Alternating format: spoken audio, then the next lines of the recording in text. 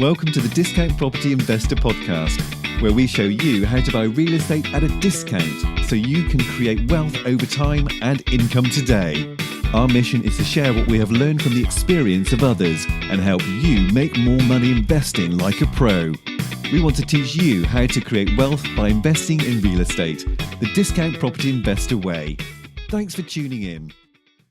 All right, guys, welcome back to the Discount Property Investor Podcast. Your host, Mike Slane, joined by David Dodd. Hey, guys. If you haven't listened to us before, please check out the freewholesalecourse.com. That's where we show you everything you need to know to get started in wholesaling. So like I said, if you haven't listened in, check that out, or check out our first 10 episodes. We kind of go over the basics of wholesaling there. Today, we're joined by a special guest. We have Shaun McCloskey on the line. Shaun, you there with us? I am. How are you, man? Doing good. Thank you so much for coming out. Yeah. Hey, Shaun. How's it going, buddy? Hey, thanks for having me out. Absolutely. So we're on the phone with Shaun. So, Shaun, where are you located? I am in Wildwood, Missouri, just west of St. Louis. Awesome. You're just down the road from us, man. That's great. Yeah, not far at all. Well, Shaun, we're happy to have you as a guest on the podcast today. We wanted to do a quick little interview with you and talk about Lifeonaire. Yeah. And what Lifeonaire is, how it helps people, and just get some more information about it. I saw you speak at a local Lifeonaire RIA just about, I guess it was either last week or the week before, and I have been following you for probably about 2 or 3 years, and I signed up for your 3-day or 2 or 3 day event that's going to be coming up here in the next month, and I'm looking forward to it. I'm super excited. I know some of the people that have been through the program have heard nothing but super positive feedback about it, and just wanted to get some more information about it and inform our listeners and our viewers about Lifeonaire. Man, well, thank you. First of all, I'm glad you're coming to the event because Lifeonaire, I found, is one of the hardest things to explain in a minute or two, so I'm going to do my best here. Usually it takes me 90 minutes to explain it, and it takes me 3 days to take people through this process. So I'm going to try to convert all that into a quick explanation. The quick explanation is everybody knows what the word millionaire is, right? And we live in a country where people are pursuing that millionaire lifestyle, which is fine. The challenge is most people are pursuing it at the expense of everything else that they say that's important to them. Matter of fact, as business owners, I feel like most business owners, and I've been coaching business owners all over the country now for, 10 years, and I've noticed a pattern where business owners tend to be this unique yet not so unique set of individuals that go out, and the number one desire for most of them is freedom. Most of them got into business for themselves because they want to tell their boss to take a hike. They don't want people to tell them when they have to be at work or where or how long they have to work or how much money they're capped at making and things like that. And the challenge is they want freedom more than anything, yet the freedom is typically the one thing that entrepreneurs give up in the pursuit of pursuing freedom, which is kind of ironic. Absolutely. You know, here you got these entrepreneurs, especially real estate investors, which I know your audience is. And, to give you an idea, I've flipped more than 300 houses at this point, so I know where your listeners are coming from. And I did the same thing, in the pursuit of creating bigger business and doing more wholesale deals and being able to flip more houses. I wanted more and more freedom, and it almost felt like the more deals I started to do, I started to get a glimpse of freedom, so I kept going. But I built a business that was the exact opposite of freedom. And so if I could sum it up, Lifeonaire is all about not just pursuing a millionaire lifestyle, although that's fine. Lifeonaire is about having a life. And it also is about building a business and having money and all of those things that you want, but not at the expense of life. So we put life first, and we teach you how to do that. We take you through a process.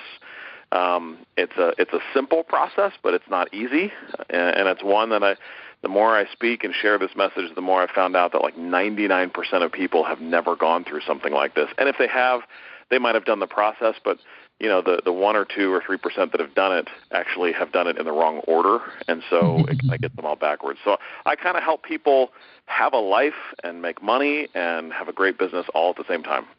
Shaun, I love that, man. I love that you said that it's simple but not easy, because Mike and I say that a ton in this podcast whenever we're teaching people about wholesaling Right. and how it works and what it consists of, wholesaling also is a very simple business, but it's not always easy. Yep. And but I love that, man. That's great. I'm super excited to come out and attend the event that you're going to be having next month. And like I was saying, I think it's amazing. Everyone that I've talked to about it has given nothing but positive feedback, like I was saying. So super excited. So we have about 30 minutes on this call here. And I just kind of wanted to jump into a couple of the topics that you had just mentioned. So you had mentioned that people get into entrepreneurship, they start a business because they are looking for freedom. And, 9 times out of 10, probably 99 times out of 100, people, they actually don't have that freedom at all because they are totally consumed with the process of being an entrepreneur and making money and giving it their all. Real quick, I don't mean to paint people into a box, but it's not just entrepreneurs, because even when I was in the corporate world, I was a guy who I never went to college. I went for a whopping 4 months, and I decided I wanted to go out in the world and start experiencing things and making money. But when I got in the corporate world, I worked my way up the corporate ladder, and I got to a position where I was 24 years old. I was managing about 13 people, most of which were older than me. And, but I worked hard to kind of work my way up the ladder. And so it's not just entrepreneurs. I worked hard thinking the more I work my way up the ladder, the easier things are going to get. And what I found is the more I worked my way up the ladder, I did start making more money, but the more expectations came of me. And pretty soon, I'm a regional sales manager responsible for 5 states of sales in the company I was in. And I'm working 70 hours a week because that's what they expected of me. And that's, for a long time, that's what I had to do in order to hit our sales numbers. So, I painted a picture of just entrepreneurs, but I want to make that very clear. It's not just entrepreneurs, No, that's a great point. You're right. It's not just entrepreneurs. How long did you work that job? 7 years. 7 years. Holy cow. What came next? Is that your first job, after your 4-month stint of school? No, I tried a number of things before. I got fired from a number of jobs before I found that one that actually didn't fire me. I love it. So what came next after that job there? Well, that was when I started real estate. In 2003, I got asked at my role to start slowly letting go all of my staff because the market was changing and everything else. And I never could figure out why that business went completely under. It was the beeper business, pager business. You remember those years ago? Oh, yeah. So, cell phones are coming out. And it's an interesting story because, the pager business, I worked for a company called PageNet, which was the largest one on earth, and they did not change with the times. And since they didn't, they are no longer in existence. And it was a great lesson for me to make sure you're changing with the times. They didn't innovate. Yeah. It's like Radio Shack and all these other companies out there. I hear that. So you I got out of it. Once I had to downsize my staff and I let go everybody in my staff, I was the last person to get the axe. And after 7 years of service, I got a whopping 2 months salary as an exit strategy for them to make sure I don't sue them. And so, I got 2 months severance for 7 years of working 70 hours a week. And in that moment, I thought, you know what? There is no freaking security in a job that can be here today and gone tomorrow and get a whopping 2 months severance for 7 years worth of service. And that's when I started my real estate business. Man, I hear that. It's crazy. And that happens so often, all the time, I'm sure, every day. So, well, tell us a little bit about your real estate business because the listeners, the viewers, they didn't hear you speak like I did, last week or so, whenever, I guess it was 2 weeks ago, whenever you had spoken at the local RIA. And, that speech that you had given about your business and then about your overhead and then about the vehicle, all that stuff, man, it blew me away. I was super impressed. I know we're kind of limited on time, but tell us about your real estate business. Well, let me give an example that'll be specific that I think your listeners can apply right away. So when I sit here and I talk about Lifeonaire, the whole framework of Lifeonaire is based on you living your vision. And I know that's a corny word that's thrown around a lot these days, but basically, there's an old saying that says if without the vision, the people will perish, right? Mm-hmm. And so I think that's holds true the same in our lives, where if we don't have a vision for what we want our lives to look like, I promise you, we will start to live whatever our expectations are of our customers or of our peers, or for those of you that are listening that have a job, you'll start living based on the expectations of your manager or whoever you report to. And so if you're not living your own vision, you're going to be building someone else's. So the first thing we teach is you must have a vision for what you want your life to look like. And I didn't have that when I started my real estate business, so I defaulted to the visions of the people that I went and heard speak, which can be a dangerous thing if you're, excited and, willing to go out and try and step out and try new things. And then you go see some speaker and they get to the front of the room. I was that guy that was running to the back of the room, knocking people over with my credit card out, buying right. the system. And I don't think that's a bad thing because I learned a lot from that education over time. But I was building a business and I was doing it exactly how they taught me to do it. Now, let me preface, I think there's strength in just following the program and just doing what you're told to do. But today, when I learn a new program or learn a new business or a new system, I filter it through my own vision first. Because what I found is so many of the speakers, not all of them, but so many of the speakers that are up there teaching you supposedly how to run this great business, they might have a great business, but how many of them have a great life? I have been speaking now for almost 10 years, and I coach some of the nation's top speakers in the country because I do a speaker training event twice a year, and these people fly in from all over the place learning how to become better speakers. So I get to know these people really well, and I get to know what their lives really look like, not just the persona that you see on stage. And I will say there are many of them that are doing really well for themselves financially, and many of them don't have a life at all. Right. So I'm careful now who I'll listen to and what I'll listen to. So just because somebody knows how to make $3 million a year doesn't mean I want to emulate everything that they're doing, because some of these are the guys who've been divorced 3 times. They have 0 relationship with their kids, and that's not the life that I want. So now when I learn a new strategy, let's just take one for example. If I am going to, let's say I'm doing wholesaling, right? And let's say I'm putting out bandit signs or I'm doing direct mail or whatever. I've got a bunch of marketing going out the door. Well, at some point, in order for me to buy somebody's house, somebody has to call me, right? Mm-hmm. So Mm-hmm. I used to take every single phone call myself, and it didn't matter when people called, right? So if somebody called at midnight and I heard my phone ring, my first thought was, oh, my marketing is working. I better get the phone because I don't want to lose that deal. But I didn't filter that through my vision, because if I had a vision at the time, my vision wouldn't say to wake up at 3 a.m. and answer the phone, and be at everyone's beck and call all the time. But I didn't have a vision, so I defaulted to what the guy that I was learning from told me to do. He said the phone calls are the most important things. They drive your business. Make sure that you answer the phone. So that's what I did. Oh, absolutely. You got a great point, though, too, Shaun, because if you don't have your own vision, the next best thing is the guy that's teaching you's vision. So you're just going to try to emulate and copy, that strategy. So it makes perfect sense. Exactly right. Yeah. So not only that, now I didn't have a vision either. So when I would talk to somebody, if somebody said, hey, the only time I can meet you this week, I've got a great deal. You can buy my house. The only time I can meet you is at 7 p.m. tomorrow. Well, if I would have had a vision, my vision says that at 7 p.m. I'm home with my family and I'm eating dinner with them, because I like to eat dinner with the family, with my kids and everything else. So if I don't have my vision crystal clear, then I will default to my customers' expectations, and I'll say, no problem. If 7's the only time you can meet, then that sounds good to me. Then I'll just meet, and I will put my family to the side, and I'll go on that appointment. Right. Now, when people hear this, they go, oh, well, so what do? You're just so rich you can afford to pass up that deal? No. But the difference now is, think about this. If you want to go to Walmart, and Walmart is only open in your area till 9 p.m., you can't just show up at 10 p.m. and have them alter their vision for you, right? Right. They're only open till 9, and that's the vision that they put together for Walmart.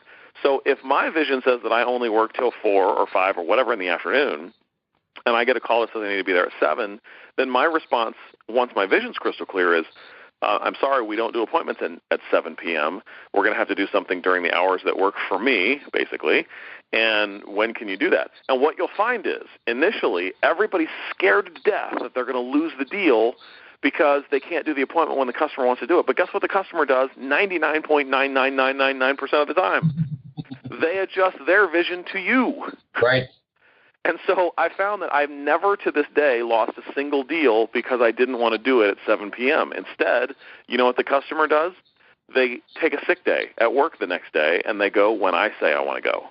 And that sounds really harsh, like everybody just has to, bend to my needs, and that's not what I mean. But the fact of the matter is now I either make things work within the boundaries of my vision or they just don't work.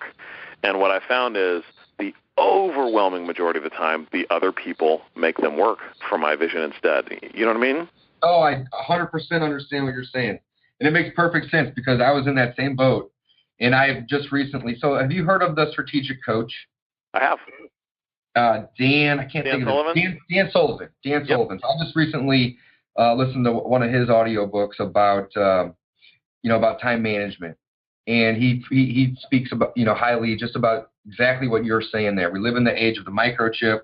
Everybody wants, everybody expects the communication, not only by, for appointments, but phone calls, text messages, emails to just be instant. And if you're constantly multitasking and working around everybody else's schedules and everybody else's visions, you're not going to have your own vision. You're not going to have your own schedule.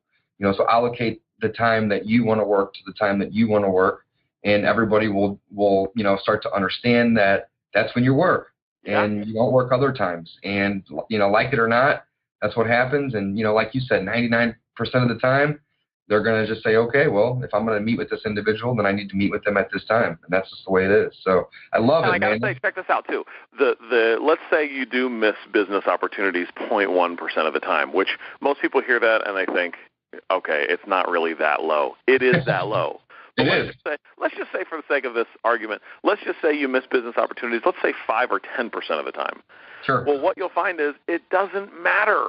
Right. Because the other 90 or 95 or realistically 99.9% of the time, you are happy. You're not working 70 hours a week.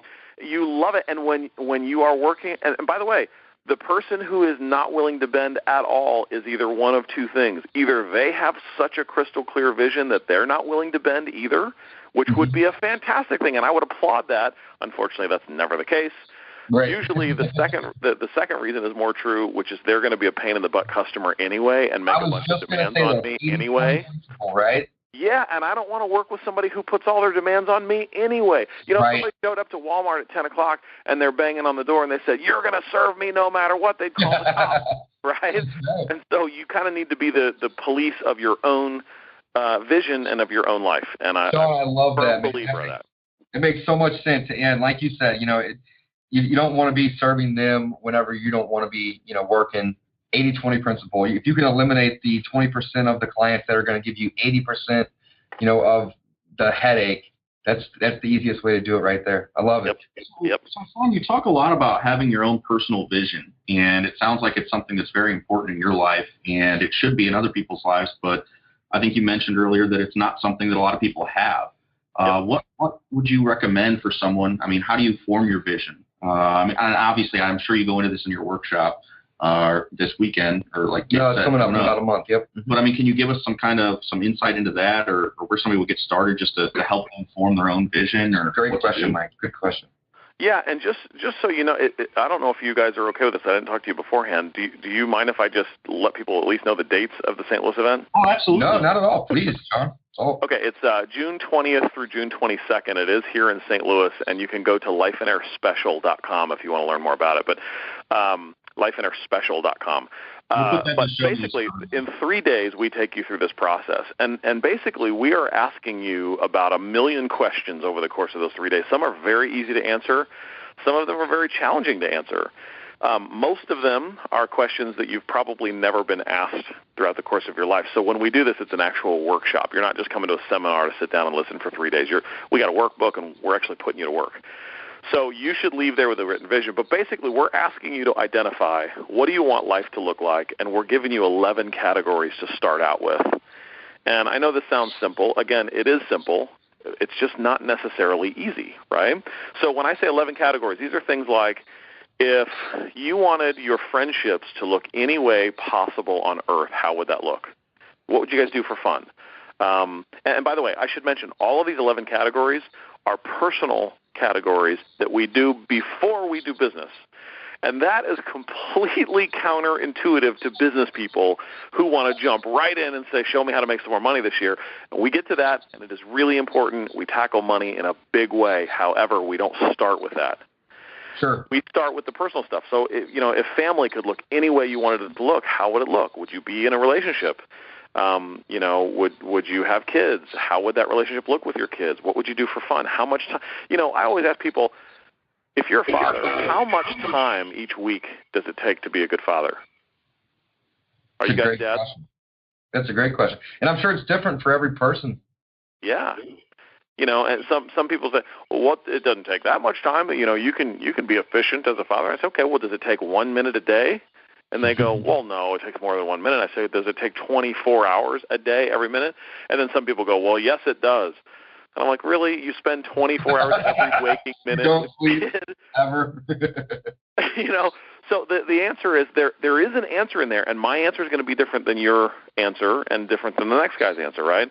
But at least we need to decide what that looks like so that we can say, okay, if I was living my personal life, you guys might remember this when I showed a calendar up at the front of the room. I do. And I said, that's a very, very powerful exercise where I say, okay, if you're living your vision, one of the exercises we take you through is how long does it take each week to actually live your vision? And we take each aspect. So if I want to be a good father, I need to put some stuff up on my calendar that shows what it means to be a good father, right? If I want to have hobbies, like I play guitar, how much do I want to do that a week? Do I want to do that 22 hours a day? Probably not. Do I want to do it every single day? I don't know. But you get to decide. And the way we do this is we have all the personal stuff done because when we assign all of this personal stuff, let's just say our vision is actually figured out and we know what we want our life to look like, we can actually determine how much time does it take to live this vision. And the last step of this, which is so powerful for business owners, is with whatever time is left, that's when you run your business. Right. Now, most business owners don't do that. Most business owners, at the beginning of the year or the week or the month or whatever, they fill up their calendar with all their work stuff this week, and then they fit in personal stuff with what's left. Fit it in on the back end. Absolutely. Right. Whenever you did that exercise, it's pretty eye-opening to me because your calendar was almost filled up with personal life. Yeah. I was like, well, holy cow, how does this guy have any time to do anything, work-related? And you just squeezed it in the gaps that, you weren't already focusing on, church and dinner and kid, family time, so on and so forth. So which goes totally against the grain of what entrepreneurs think you should do. There's so many programs out there like, 10X right now with Grant Cardone, and there's a young little speaker that's a little young guy. He says, work your face off, and they've got all these mottos, and I think it's a bunch of crap because, listen, most of those people are saying work, work, work now so that you can have this great life later. And here's my challenge on that. What if you get hit by a bus 3 months from now? Or worse, what if you do this, let's say you're willing to sacrifice everything for just 5 short years so you can have it all one day, and at the end of the 5th year, you're finally arrived and you get cancer. Right. So to me, I'm like, man, I work really hard for about 24 hours a week. That's my schedule. If I'm living my vision, I only have 24 hours left a week to work, which means I don't have time to jack around with non-productive stuff. I only have 24 hours. So I'll tell you this, you get about 100 times more productive. If I have 70 hours a week to work, guess what? I'll stretch the same amount of garbage out for 70 hours a week. We all do this. Right. Right. But if I only have 24, guess what? I am very strict on what I'll do and what I won't do. Even this podcast, unfortunately, I wanted to do it earlier, but it took a little while because I only had 24 hours last week to do it, and it was already full. Sure. So I could have said yes and done this a week or two earlier, but I would have knocked out the kids' soccer game or, jumping on the trampoline with them. Or, and those things are, to me, are every bit as important as what I'm trying to accomplish with sharing this message. No, I love it, man. It makes perfect sense, and I respect you for that. That's awesome. Very cool. Very cool. Yeah, it's really cool. And it's kind of like that concept, I don't know if you've heard it, like the day before you go on vacation is like the most productive day that year. You got to cram it all in. That's right. We always tell people that, the day before they left to get there at the Lifeonaire event, we're like, were you more productive or less productive? They're like, well, I was way more productive. And it's like, why? Well, I didn't have time to mess around with stuff that didn't matter. Yep. And I'm always like, what if you did that every day? Right. I love it. Shaun, we got about 5 minutes left here, but I know you got another call coming up. I want to touch on 2 quick things real quick. So we're going to, usually whenever we do the podcast, we don't publish for 3 or 4 weeks. I'm going to make an effort to get this out this week. So I would like to do 2 things. First and foremost, let's recap on your event. I want to, spread the word and help you fill some seats in the event that you still have some seats available. And then 2, I wanted you to just really quickly, if you don't mind, for 2-3 minutes, talk about that the time that you had spoke about your business and your overhead, and just how it kind of all hit you like a brick wall whenever you were speaking.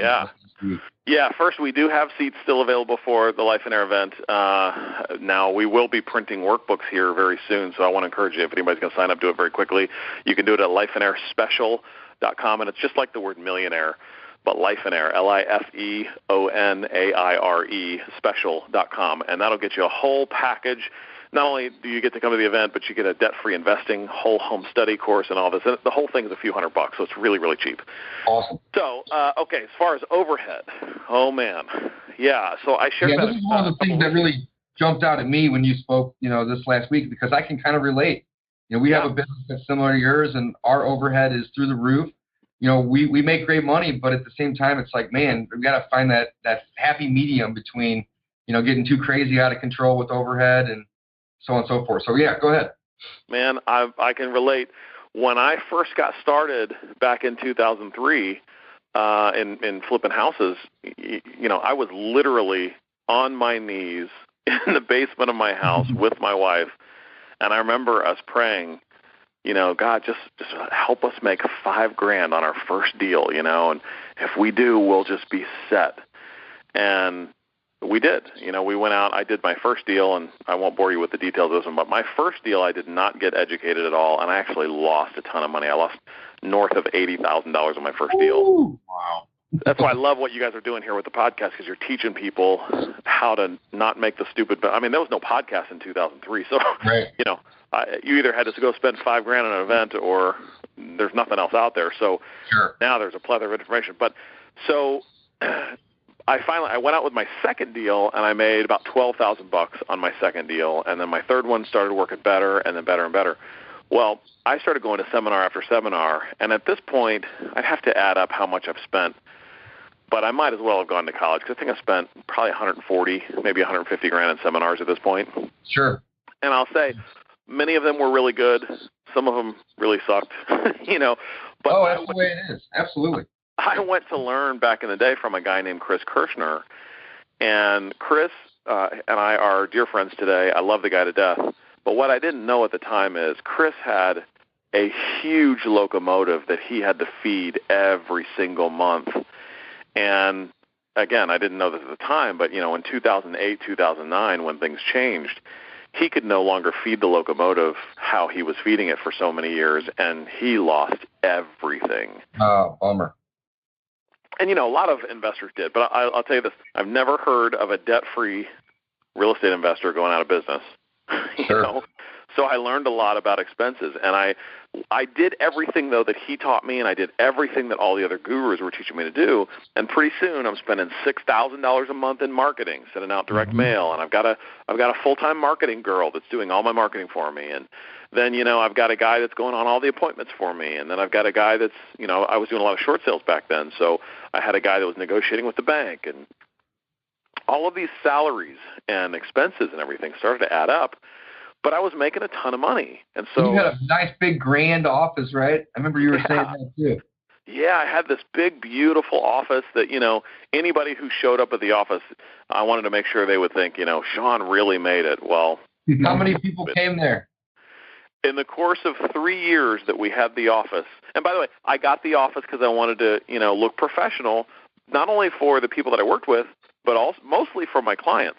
Sure. And in the course of 3 years of buying hundreds of houses, literally 3 clients came to my office. You know? Yeah. And so here I am spending like $5-6 a month. By the time you add up, you know, the lease, and it was a triple net lease, so you've got taxes and insurance to pay for, and your internet, and then the electricity, and the heating and cooling, and all this stuff. I'm spending $5-6 a month just in my office. So pretty soon you add all these things up. My expenses got to be $34,000 a month. And I'll tell you this, man, people go, well, how did you let it creep up so much? This wasn't like I blinked one day and it was $34,000. This happened over the course of time, and I didn't even realize that I was that frog sitting in the pot that slowly, you know, the temperature's being cranked up. I'm boiling myself alive. Great analogy. I love it. I love it. Right. And I think the moment for me, that one of the things that I shared when you heard me speak, the moment for me is I went out and I did this wholesale deal. And this was the most epic deal I'd ever done. I made $102,000 net proceeds on this property that I owned for like 10 minutes. And I should have been totally excited, and yet this was one of the worst days of my whole career. Right. And people hear that and they go, "What are you, crazy? How could that be a bad day?" That was the day that I realized that the biggest deal of my whole life, attached with $34,000 a month in expenses, only bought me 3 months of freedom. It bought you 90 days. Yeah, man. And I thought about that. I'm like, man, if I don't so I can relax for 90 days, but if I don't do a deal again 4 months from now, guess what? I owe $34,000 that month. And if I let that go, and you know, in the real estate business, you're always going to have a month from time to time where you just don't do a flip. That's just how it works, right? And you may even have 2 months. So if I don't do a deal in 2 months, I now am $70,000 behind that I have to get caught back up with just before I get to make any money. So now we teach people how to run a business with very simple expenses. And I'll tell you this, man, a lot of wholesalers right now, and I'm glad you're sharing what you're sharing, a lot of wholesalers right now are excited about this increased market right now. And I'm telling you, if you look at history, this is not going to stay this way forever. Oh, absolutely. Most people have expenses that they can't shut off in an instant, even if they want to. And I'm going to tell you, this 2007, 2008 will repeat itself again. And I think it's going to happen sometime in the next couple of years. Yeah, I'm with you on that, man. It's feeling a lot like 2004, 5, and 6 right now. That's for sure. Yeah. Absolutely. Shaun, thank you so much for being a guest. I don't want to keep you. I know you have another call. I'm looking super excited, super forward to coming out to the event that's going to be on, you said June 10th and 11th. Is that correct? June 22nd through 24th, actually. 22nd through 24th. That's right. Yep. We'll put that in our show notes. We're going to get this episode published by the end of the week. And again, man, thank you so much for joining us today. And, you know, maybe we can do it again after we do the 3-day seminar, and we can recap. Yeah, let's do that for sure, man. I don't often do that after the event, so let's do that for sure. And then we can hear, if you don't mind, I might want to turn the tables and interview you a little bit on that would be, learn what you're going to implement. That would be sweet. I'd be more than happy to do that with you. That sounds good, man. Awesome. Shaun, thanks again, buddy. Enjoy the rest of your day, and I look forward to hearing from you soon. Okay, man. Thank you, guys. All right, thanks, buddy. Bye. See ya. All right, guys. You want to wrap up? All right, guys. That was an awesome episode with Shaun McCloskey. He is the owner and founder of Lifeonaire. Lifeonaire is a business that teaches people how to take back their freedom in their life. And, you know, business and entrepreneurship and just life in general isn't all about money. It's not all about, you know, success is not always defined by money, I guess you could say. And we're super happy to have had Shaun on the show today. Don't forget to check out discountpropertyinvestor.com as well as freewholesalecourse.com. If you're looking to wholesale some deals, we have put together a free course for you guys. You're probably sick and tired of us telling you in every episode, but it is an awesome resource. It's free. Check it out. Anything you want to add, Mike? No, thanks for listening, guys. Thanks, guys.